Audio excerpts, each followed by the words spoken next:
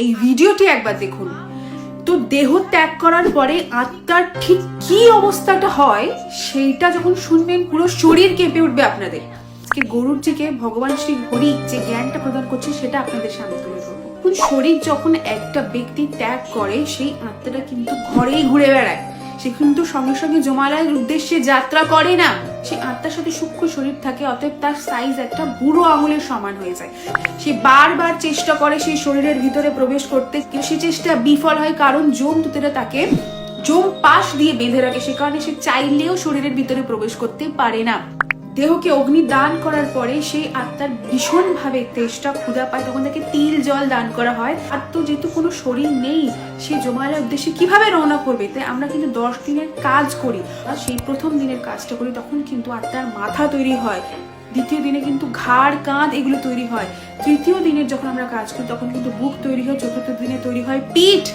আর বাকি দিনগুলোতে কি তৈরি স্ক্রিনের উপর দিয়ে দিচ্ছি, স্ক্রিনশট নিয়ে দেখে নেবেন। এইভাবে 10 দিনে পুরো যাতনা শরীরটা তৈরি হয়ে যায়, যেটা নর্মাল শরীর তুলনায় কিন্তু বেশি সংবেদনশীল। মানে নর্মাল শরীরে যদি আমি একটা থাপ্পড় মারি তাতে যত কষ্ট লাগবে, এই যাতনা শরীরে থাপ্পড় মারলে কিন্তু তার থেকে 10 গুণ বেশি কষ্ট লাগে। যখন সাধ্য শান্তি হয়ে যায়, জমদূত তাদেরকে নিয়ে জমালের উদ্দেশ্যে যাত্রা শুরু করে।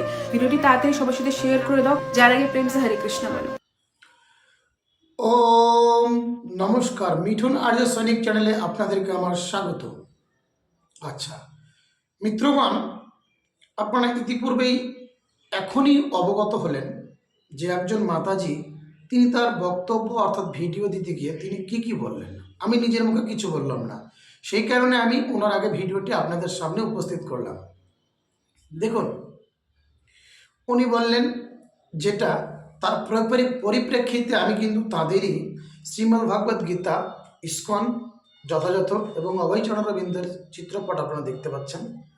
আমি এখান থেকে কিছু প্রমাণ আপনাদের সম্মুখে উপস্থিত করব, বিচার শুধু আপনারা করবেন। আচ্ছা, সাংখ্যযোগ অর্থাৎ দ্বিতীয় অধ্যায়, শ্রীমদ্ ভাগবত গীতা দ্বিতীয় অধ্যায়, শ্লোক নম্বর 22। এখানে কি বলা হয়েছে যে মৃত্যুর পর আত্মা কোথায় যায়, একটু শ্রবণ করুন। আমি স্ক্রিনে দিচ্ছি। ভগবান শ্রীকৃষ্ণ বললেন, বসংসাসি জীর্ণানি যথা বিহয়ো ন বাণী গৃহ্ণাতি নরঃ তথা শরীরানি বিহয়ো জীর্ণানি অন্নানি সংজাতি ন বাণী দেহি। ভগবান শ্রীকৃষ্ণ বললেন, মানুষ যেমন জীর্ণ বস্ত্র পরিত্যাগ করে নতুন বস্ত্র পরিধান করে, দেহীও তেমনই জীর্ণ শরীর ত্যাগ করে নতুন দেহ ধারণ করেন। অর্থাৎ মৃত্যুর সঙ্গে যখন সেই আত্মার দেহের সম্পর্ক শেষ হয়, তখন কিন্তু তার কর্মের ওপর নির্ভর করে নতুন দেহ লাভ করে। তাহলে আত্মার কোনো কিছু করার ক্ষমতা নেই। এবার উনি কি বললেন, একটা কি বললেন যে সেই আত্মাকে বাড়িতে ঘুরপক খাবে এবং কি বললে তার 4 দিন 3 দিন 14 দিন, মানে যেভাবে কথা বললেন, 14 দিন বলেন উনি, মানে 1 থেকে 10 দিনের কথা বলেছেন স্ক্রিনশট দিয়ে, যে কবে কি তৈরি হয়, কোন ঘাড় মুখ। তো সব থেকে হাস্যকর বিষয়টি কি জানেন, ভগবান শ্রীকৃষ্ণ 23 নম্বর শ্লোকে কি বলছে গীতা তৃতীয় অধ্যায়ে, সেটা আমরা একটু জেনে নেব। নৈনম ছিন্দন্তি শস্ত্রাণি নৈনম দাহতি পাবকঃ না চৈনম ক্লেদয়ন্তপ না শোষয়তি মারুতঃ। অনুবাদ, আত্মাকে অস্ত্রের দ্বারা কাটা যায় না। যে আত্মা আছে আমাদের, সেটাকে কখনো অস্ত্র দ্বারা কাটা যায় না।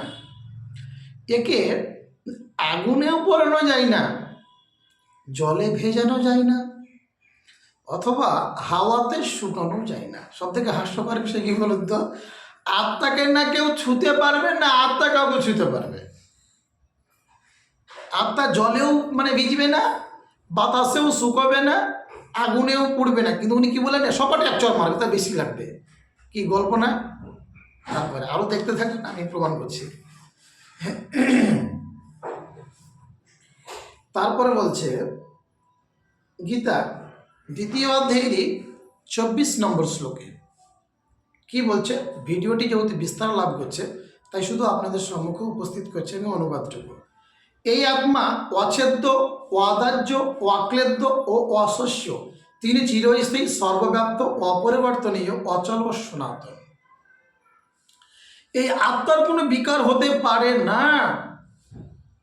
এই দেহের পরিবর্তন ঘটবে। যেমন নতুন জামা আমি পরবো, পুরাতন জামা আমি ত্যাগ করব, তদ্রূপ কিন্তু আমি এই আত্মার নির্ভর কর্মের ওপর আমি যেমন কর্ম করব তেমন আমি দেহ লাভ করব। এই জন্য না 10 দিন না 5 দিন। পুরাণের সঙ্গে যদি অথেন্টিক গীতাকে আপনারা মিলিয়ে দেন তাহলে কিন্তু আপনারা ভুল করবেন। কারণ শ্রীকৃষ্ণ ভগবান তিনি বলছেন, শুনুন আরো বলছে, আমি 26 নম্বর শ্লোকে বলছে, হে মহাবাহ, আর যদি তুমি মনে করো যে আত্মার বারবার জন্ম হয় এবং মৃত্যু হয়, তাহলেও তোমার শোক করার কোনো কারণ নেই। অর্জুনকে বোঝাচ্ছে কথাগুলো। তারপর আমি আরেকটা রেফারেন্স দিই। দেখুন, শ্রীমদ্ ভগবদ গীতার 8ম অধ্যায় শ্লোক নম্বর 6, এখানে বলা হয়েছে, ভগবান শ্রীকৃষ্ণ বলছেন, জং জং বাপি স্মারণ ভবম তেজতন্তে কলেবরম তম তমে বৈতিকন্তেয় সদা তদ ভব ভাবিতঃ। অর্থাৎ ভগবান শ্রীকৃষ্ণ বলছেন, অন্তিম কালে যিনি যে ভাব স্মরণ করে দেহত্যাগ করেন তিনি সেই ভাবে ভাবিত তত্ত্বকেই লাভ করবেন। অর্থাৎ কেউ যদি কুকুর চিন্তা করতে করতে দেহত্যাগ করে তাহলে সে তৎক্ষণাৎ কুকুর দেহ লাভ করলো। কেউ যদি যে যা চিন্তা করবে মানে সেই দেহটাকেই সে লাভ করবে। এবার আপনারা বলবেন, যেখানে আত্মার সঙ্গে ওই বাড়িতে কোনো সম্পর্ক থাকলো না, এখন কাউকে অ্যাক্সিডেন্ট করে মেরে ফেলে দেওয়া হলো, বাস তিনি অ্যাক্সিডেন্ট হয়ে মারা গেলেন, তো ওই 1 দিন 2 দিন 3 দিন 11 দিন সে ঘুরপাক খাবে, গল্প করার জায়গা পান না নাকি? তাহলে শ্রীকৃষ্ণ গীতাটাকে মিথ্যা প্রমাণ করুন যে এটা মিথ্যা, তাহলে ওরা আমি ঠিক মনে করব। আর যদি বলেন ওটা ঠিক তাহলে গীতা মিথ্যা, আর যদি গীতা ঠিক হয় তাহলে পুরাণ মিথ্যা। বিচার আপনাদের। কেননা যেখানে ভগবান শ্রীকৃষ্ণ স্পষ্ট করছেন, আর এই গীতাটা কিন্তু অন্যান্য গ্রন্থালয়ের কিন্তু নয়, এটা কিন্তু ইসকনের গীতা, তাদেরই কিন্তু অথেন্টিক গ্রন্থ এবং ওনারা প্রচার করে থাকেন। কিন্তু এই কথাগুলো তারা কি জানেন না? না জেনেও অপরকে বোঝানোর চেষ্টা করেন না।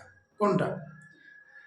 এই আত্মার সম্মুখে যেটুকু আপনি ওদের মুখ থেকে শুনলেন, আমি কিন্তু আমার মুখ থেকে কোনোটাই কিছু বললাম না, শুধু আমি প্রমাণস্বরূপ আপনাদের সম্মুখে উপস্থিত করলাম। ভিডিওটি ভালো লাগলে লাইক শেয়ার কমেন্ট করবেন। নমস্কার।